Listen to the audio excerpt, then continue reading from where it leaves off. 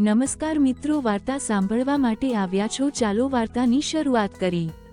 મારું નામ રાજ છે અને હું 20 વર્ષનો છું। મેં મારી ડિગ્રી પૂર્ણ કરી હતી, તેથી હું નોકરીની શોધમાં શહેરમાં મારા ભાઈ સાથે રહેવા આવ્યો। મારા ભાઈ અને ભાભીના લગ્ન પછી હું પહેલીવાર તેમની સાથે રહેવા આવ્યો। મારો ભાઈ નોકરી માટે વિદેશ ગયો હતો, તેથી હવે ફક્ત હું અને ભાભી મારા ભાઈના ઘરે રહેતા હતા। મારી ભાભીનું નામ રીના છે। તેમની ઉંમર 25 વર્ષની હતી। તે ખૂબ જ સુંદર હતી। ઘણા દિવસો પછી મને જોઈને ભાભીએ કહ્યું, અરે વાહ રાજ, તું મોટો થઈ ગયો છે, દેખાવે પણ સુંદર લાગે છે। ભાભી પાસેથી આ સાંભળીને મને શરમ આવી।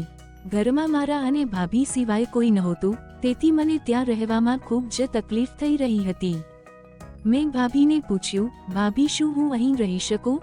તમને કોઈ તકલીફ તો નથી ને?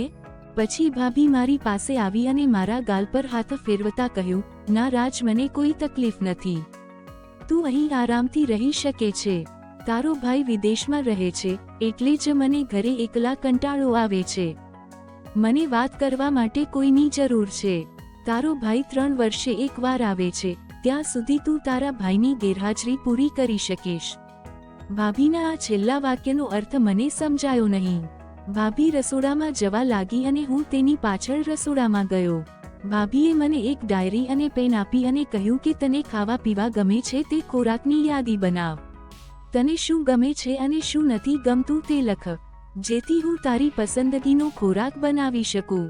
સાંજે ભાભીએ મારી મનપસંદ મસાલા રીંગણ કઢી બનાવી।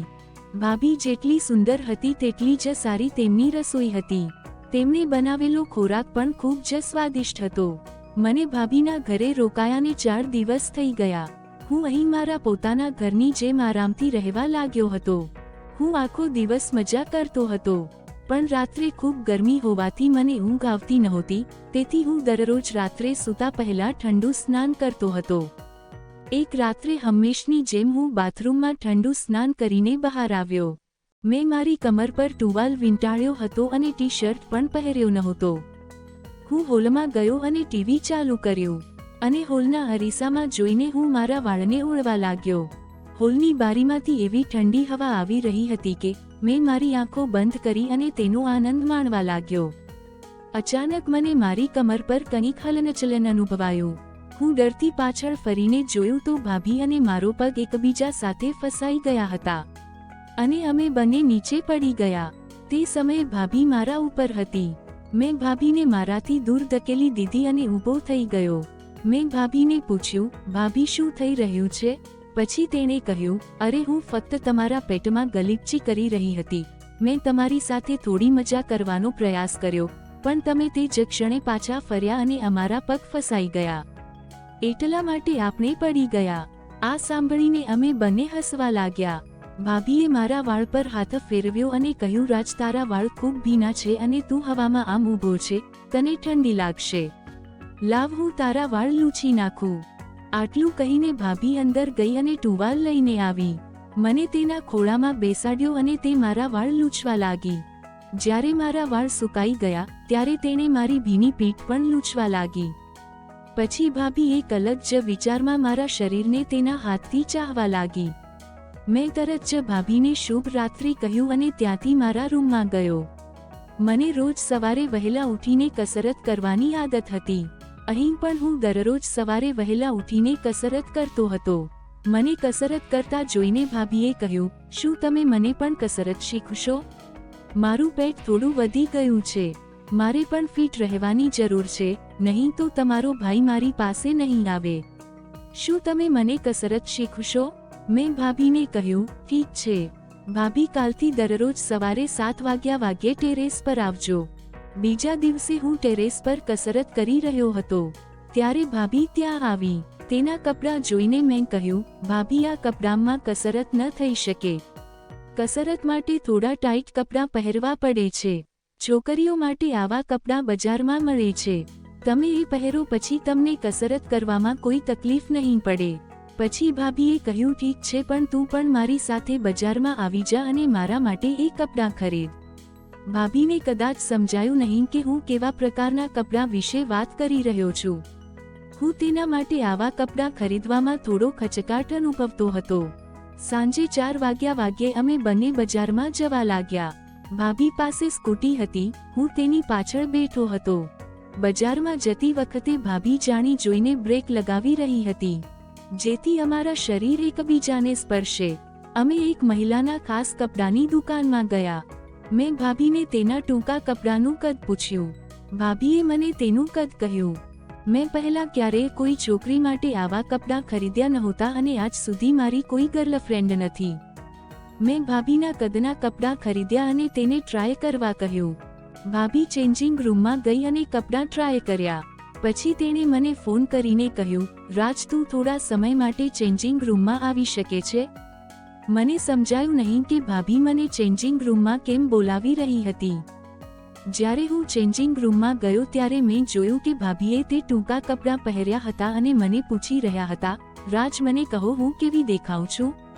તેને જોઈને મારા ચહેરા પર પરસેવો આવવા લાગ્યો, કારણ કે ભાભી ખૂબ જ સારી દેખાતી હતી. મેં કહ્યું, ભાભી, કપડાં એકદમ ફિટ છે, તમે આ લઈ લો. આ પછી અમે તે કપડાનું બિલ ચૂકવી દીધું. ભાભીએ કહ્યું કે સામે એક આઈસ્ક્રીમ પાર્લર છે, ચાલો ત્યાં જઈને આઈસ્ક્રીમ ખાઈએ. અમે આઈસ્ક્રીમ પાર્લરમાં ગયા અને ભાભી ત્યાં તેની એક મિત્રને મળી. મને ભાભી સાથે જોઈને તેણે પૂછ્યું કે હું કોણ છું. ભાભીએ કહ્યું, તે મારો મિત્ર છે.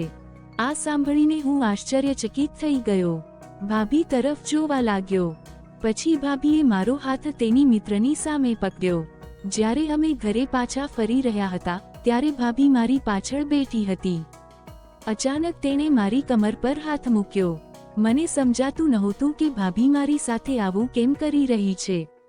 ગાડી ચલાવતી વખતે તે પાછળથી મને વળગી રહી હતી. તેના શરીરને સ્પર્શતાની સાથે જ મારા શરીરમાં કરંટ લાગ્યો. મને અલગ અલગ લાગણીઓ થવા લાગી. મને સમજાતું નહોતું કે ભાભી મારી સાથે આવું કેમ કરી રહી છે. જ્યારે અમે ઘરે પહોંચ્યા ત્યારે મેં ભાભીને પૂછ્યું, ભાભી, તમે તમારા મિત્રને કેમ કહ્યું કે હું તમારો મિત્ર છું? પછી ભાભીએ કહ્યું, તે મારી મિત્ર છે, તે મારાથી ખૂબ જ ઈર્ષ્યા કરે છે. તું ખૂબ જ સુંદર છે, તેથી જ મેં જાણી જોઈને તેને ઈર્ષ્યા કરાવવા માટે આ કહ્યું. તને ગમ્યું નહીં? મેં કહ્યું, ના, મને ગમ્યું એવું કંઈ નથી. પછી ભાભી હસીને માથું હલાવીને રસોડામાં ગઈ. હું પણ મારા રૂમમાં ગયો. થોડી વાર પછી મને ભાભીનો અવાજ સંભળાયો. તેણે મને તેના રૂમમાં બોલાવ્યો અને કહ્યું, થોડી વાર મારી સાથે બેસો, મને ખૂબ એકલતા અનુભવાય છે. હું તેની બાજુમાં જઈને બેઠો. તે તેના મોબાઈલમાં કેટલાક જૂના ફોટા જોઈ રહી હતી. ફોટા જોતા જ તેની આંખો આંસુઓથી ભરાઈ ગઈ અને તે રડવા લાગી. મને તેના રડવાનું કારણ સમજાયું નહીં. તેને શાંત કરવા માટે હું તેની બાજુમાં જઈને બેઠો. પછી તેણે મારા ખભા પર માથું મૂક્યું. થોડીવાર શાંત થયા પછી તે મારી સાથે વાત કરવા લાગી. મેં તેને રડવાનું કારણ પૂછ્યું. તેણે કહ્યું, રાજ, મને આ ઘરમાં ખૂબ એકલું લાગે છે. મારા પતિ વિદેશમાં કામ કરે છે અને મારું કોઈ નથી. મારી પણ કેટલીક ઈચ્છાઓ છે પણ તે મારી લાગણીઓ સમજી શકતો નથી. હવે તમે મને કહો, શું હું આટલી વૃદ્ધ થઈ ગઈ છું? મેં કહ્યું, ના ભાભી, તમે ખૂબ જ સુંદર છો. મને આ આખી શેરીમાં તમારાથી વધુ સુંદર કોઈ દેખાતું નથી. પણ તું ચિંતા ના કર, થોડા દિવસ પછી ભાઈ તને વિદેશ પણ લઈ જશે. ત્યાં સુધી તું બેફિકર રહેજે. આ પછી ભાભીએ કહ્યું, રાજ, આજે હું ખૂબ જ એકલી અનુભવું છું. હું ખૂબ જ ઉદાસ છું. શું તું આજ રાત મારા રૂમમાં સૂઈશ? ભાભી મને ઉદાસ દેખાતી હતી, તેથી હું તેને ના પાડી શક્યો નહીં. તે રાત્રે મેં તેની સાથે તેના રૂમમાં સૂવાનું નક્કી કર્યું. તે રાત્રે મને ખૂબ સારી ઊંઘ આવી. સવારે જ્યારે હું જાગ્યો ત્યારે ભાભી મારી સાથે ન હતી. હું બહાર ગયો અને જોયું કે ભાભી રસોડામાં કામ કરી રહી હતી. મેં મારા દાંત સાફ કર્યા અને કસરત શરૂ કરી. ભાભી પણ મારી પાછળ કસરત કરવા માટે ટેરેસ પર ગઈ. મેં તેને કસરત શીખવાનું શરૂ કર્યું. કસરત શીખતી વખતે ભાભીનું કોમળ શરીર જોઈને મારું મન તેના તરફ આકર્ષિત થવા લાગ્યું. પણ મેં મારી જાતને કાબૂમાં રાખી. કસરત પછી અમે સાથે નાસ્તો કર્યો. થોડા દિવસો આમ જ પસાર થયા. છેલ્લા 2-3 દિવસથી હું ભાભીના રૂમમાં સૂઈ રહ્યો હતો. હું અઠવાડિયામાં 1 કે 2 વાર બોડી મસાજ માટે મસાજ સેન્ટર જતો હતો. ઘણા દિવસોથી મેં મસાજ કરાવ્યો ન હતો, તેથી મારું શરીર કડક થઈ ગયું હતું. દુખાવો પણ થઈ રહ્યો હતો. હવે મને મસાજની જરૂર હતી. મેં ભાભીને પૂછ્યું કે શું આ શહેરમાં નજીકમાં કોઈ મસાજ સેન્ટર છે, તો ભાભીએ કહ્યું કે બહાર જવાની શું જરૂર છે, હું તમને મસાજ કરીશ. તેણીએ મને મસાજ સેન્ટરનું મસાજ સરનામું ન કહ્યું અને આગ્રહ કરવા લાગી. મેં મારો શર્ટ ઉતાર્યો અને પલંગ પર મોઢું રાખીને સૂઈ ગયો. ભાભીએ હાથમાં તેલ લીધું અને તે મારી પીઠ પર માલિશ કરવા લાગી. તેના હાથ ખૂબ જ નરમ અને કોમળ હતા. ભાભી ખૂબ સારી રીતે માલિશ કરી રહી હતી. માલિશ ચાલુ હતી ત્યારે મારી આંખો આપમેળે બંધ થવા લાગી. મને ખબર જ ન પડી કે હું ક્યારે સૂઈ ગયો. જ્યારે હું જાગ્યો ત્યારે મેં જોયું કે ભાભી મારી બાજુમાં બેઠી હતી. તેની સાડીનો પલ્લુ થોડો બાજુ તરફ ગયો હતો. હું ગભરાઈ ગયો અને તેને પૂછ્યું, ભાભી શું થયું? તમે મને આટલા આશ્ચર્યથી કેમ જોઈ રહ્યા છો? શું તમે ફરીથી એકલા અનુભવો છો? તો તેણે કહ્યું, નારાજ. આજે મારી એકલતા દૂર થઈ ગઈ છે. આ પછી તેણીએ મને જોરથી ગળે લગાવ્યો. મેં તેણીને મારાથી દૂર ધકેલી દીધી. હું સમજી શકતો ન હતો કે ભાભી મારી સાથે શું કરી રહી છે. મેં ભાભીને પૂછ્યું કે તમે શું કરી રહ્યા છો? પછી ભાભી પહેલા રડી પડી અને પછી હસવા લાગી. તેનું વર્તન જોઈને મેં કહ્યું કે રાહ જુઓ, હું તમારા માટે પાણી લાવીશ. હું ઉઠવાનો જ હતો કે ભાભીએ મારો હાથ પકડીને મને ફરીથી પલંગ પર બેસાડ્યો. તે મારી પાસે આવીને બોલી, રાજ, હું તને કહેતી હતી કે હવે કંઈ ના કર, પણ તું મારી વાત ન સાંભળે. તું મારા રૂમમાં સૂઈ રહ્યો છે ત્યારથી જ આ બધું અમારી વચ્ચે ચાલી રહ્યું છે. તેણીએ મને તેના ગળા પરના કેટલાક નિશાન બતાવ્યા અને કહ્યું, રાજ, આજે તું ખૂબ જ ખરાબ મૂડમાં હતો. આ સાંભળીને હું ચોંકી ગયો. મેં પૂછ્યું, ભાભી, આ શું છે? પછી તેણીએ હસતા હસતા કહ્યું, રાજ, આ મને પ્રેમથી આપેલો નિશાન છે. આ બધું છેલ્લી કેટલીક રાતોથી ચાલી રહ્યું છે. તમે મારું આખું જીવન બદલી નાખ્યું છે. મને તમારી સાથે વિતાવેલો સમય ખૂબ ગમે છે. તમે જ એકલા છો જે મારી એકલતાને સમજતા હતા. આજ સુધી મને કોઈ એવું મળ્યું નથી જે મારી લાગણીઓને સમજે. ભાભીની આ વાત સાંભળીને મને ચક્કર આવવા લાગ્યા અને હું મારા રૂમમાં ગયો. થોડી વાર પછી ભાભી મારા રૂમમાં આવી. તેના હાથમાં ટેસ્ટની કીટ હતી. તેણે મને તે કીટ બતાવી અને કહ્યું, રાજ, તું પિતા બનવાનો છે. આ સાંભળીને મારા પગ નીચેથી જમીન સરકી ગઈ. મેં ભાભીને કહ્યું, તું મને આટલી હિંમતથી કેવી રીતે કહી રહી છે? મને સમજાતું નહોતું કે મારે શું કરવું જોઈએ. હું બાથરૂમમાં દોડી ગયો અને પાણીથી મારો ચહેરો ધોયો. અરીસામાં મારી જાતને જોવા લાગ્યો. મને કંઈ યાદ નહોતું. હું થોડીવાર બાથરૂમમાં બેઠો અને વિચારતો રહ્યો. જ્યારે હું બહાર આવ્યો ત્યારે મેં જોયું કે ભાભીએ ટેબલ પર મારા માટે ભોજનની પ્લેટ રાખી હતી. મેં તેમાંથી થોડું પણ ખાધું નહીં. મારા મનમાં ફક્ત એક જ વિચાર ચાલતો હતો કે જો મારા માતા પિતાને આ વાતની ખબર પડશે તો શું થશે. પછી મારા મનમાં એ વિચાર પણ આવવા લાગ્યો કે જો મારા ભાઈને આ વાતની ખબર પડશે તો તે મારા વિશે શું વિચારશે. જો મારા ભાઈને બધું ખબર પડશે તો તે મારો જીવ લઈ લેશે. તો મેં વિચાર્યું કે મારે આ વિશે ભાભી સાથે વાત કરવી જોઈએ. હું વિચારી રહ્યો હતો ત્યાં જ રાતના 12 વાગ્યા. મારે કોઈક રીતે ભાભી સાથે આ વિશે વાત કરવી હતી. હું ભાભીના રૂમ તરફ ગયો. મેં ભાભીના રૂમમાંથી તેનો અને બીજા કોઈ છોકરાનો અવાજ સાંભળ્યો. મેં ધીમેથી બારીનો દરવાજો થોડો ખોલ્યો અને જોવા લાગ્યો. મારી સામેનું દ્રશ્ય જોઈને હું ચોંકી ગયો. ભાભી એક માણસના ખોળામાં બેઠી હતી અને તેની સાથે વાત કરી રહી હતી. એવું લાગતું હતું કે જાણે તે બંને વર્ષોથી એકબીજાને ઓળખે છે. ખૂબ પ્રેમથી વાત કરી રહ્યા છે. મેં મારો મોબાઈલ કાઢ્યો અને તેમનો વિડીયો બનાવ્યો. ભાભી તે માણસને કહી રહી હતી કે બિચારો રાજને ખબર પણ નથી કે હું તેના ભોજનમાં સ્લીપિંગ પાવડર ભેળવું છું અને તે આખી રાત સારી રીતે સૂઈ જાય છે અને અમે બંને અહીં મજા કરીએ છીએ. પછી તે માણસે કહ્યું કે જો તે અહીં આવે તો. ભાભીએ કહ્યું કે તે રાત્રિભોજન ખાધા પછી સૂઈ ગયો હશે. તેને એટલો ડર છે કે કાલે તે પોતાનો સામાન પેક કરીને અહીંથી ચાલ્યો જશે. તે ફરી ક્યારેય અહીં નહીં આવે.